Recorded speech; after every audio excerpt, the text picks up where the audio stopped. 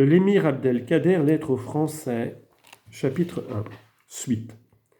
Les plaisirs intellectuels consistent dans l'approche de la vérité des choses, plaisirs qui ne procurent de jouissance ni à l'ouïe, ni à la vue, ni à l'odorat, ni au goût, ni au ventre. C'est l'esprit qui en jouit, parce qu'il possède pour ce faire une faculté propre, ce qu'on appelle communément faculté intellectuelle. Ce plaisir est le plus rare de ceux qui existent au monde, mais il est aussi le plus noble, sa rareté s'expliquant par le fait que seul l'homme savant peut l'éprouver.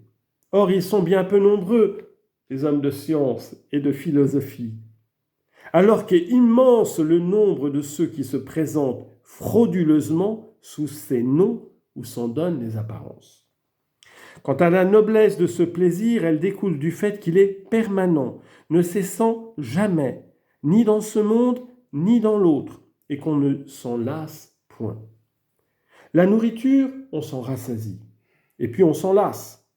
Le plaisir de l'union sexuelle, on le satisfait, après quoi on le trouve pesant. Mais la science et la philosophie, personne ne peut imaginer que l'on puisse s'en lasser ou les trouver encombrantes. Les richesses amassées peuvent être volées ou disparaître dans un incendie. Le pouvoir politique peut vous échapper. La science, en revanche, les mains des voleurs ne pourront jamais l'atteindre ni la dérober. Et les mains des sultans s'avèrent incapables de la saisir pour en spolier le titulaire. Celui qui la possède la garde toujours et en toute sécurité. Quant au fait que la plupart des créatures sont trop faibles pour connaître le plaisir de la science, il s'explique par la corruption de leur tempérament, par la maladie de leur esprit, par leur tendance à céder aux passions, laissant celles-ci prendre le pas sur leur intelligence. L'esprit, s'il est en bonne santé, ne prend plaisir que dans la science.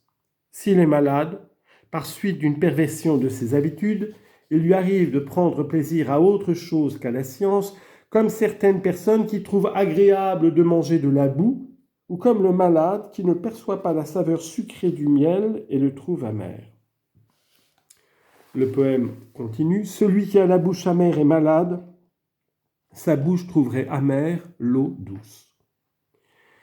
L'inaptitude à savourer la science peut provenir aussi de la faiblesse de l'intelligence des hommes lorsque n'existe pas chez eux cette faculté qui permet de prendre plaisir au savoir, comme l'enfant à la mamelle qui ne conçoit pas le plaisir que l'on peut prendre à manger des oiseaux gras ou du miel et qui ne demande que du lait. La deuxième sorte de plaisir comprend ceux qui sont communs à l'homme et à certains animaux, comme le plaisir de commander à un groupe de vaincre les autres, d'avoir de l'ascendant sur eux. Ainsi en va-t-il chez le lion, le tigre et quelques autres animaux. La troisième sorte de plaisir comprend, on le sait, ceux qui sont communs à l'homme et à tous les animaux, comme le plaisir du ventre et de l'ouïe. Ces plaisirs sont les plus nombreux, mais aussi les plus vils. Ainsi voit-on y participer tous ceux qui rampent et tous ceux qui bougent, jusqu'aux vermisseaux et aux insectes. À cause du plaisir et de l'épanouissement qu'apporte la science, l'homme lui manifeste donc un penchant naturel, dans la plupart des cas au moins, même si certains, contrairement à d'autres, sont particulièrement aidés en cela par leur entendement. L'inexistence de ce penchant vers la science, en revanche, ne saurait provenir que d'un fait accidentel, comme par exemple l'état de corruption du caractère ou un déséquilibre de la personnalité. Le but que l'on se propose ici est de révéler l'excellence de la science et son prix. Mais, si l'on ne comprend pas ce qu'est l'excellence en elle-même, il sera impossible d'affirmer que cette qualité s'applique à la science ou à toute autre acquisition de même sorte. Il se trompe, celui qui désire savoir si un tel est philosophe, sans avoir auparavant saisi le sens du mot philosophie et la réalité profonde de ce qu'il exprime. Ainsi, le terme d'excellence est-il à rapprocher de la notion d'excédent. Si deux choses participent d'une même qualité, mais que l'une possède cette qualité en excédent, en surplus, on dira qu'elle surpasse l'autre, qu'elle détient par rapport à elle une certaine excellence, quel que soit par ailleurs l'écart qui existe entre cet excédent et la perfection de la chose envisagée.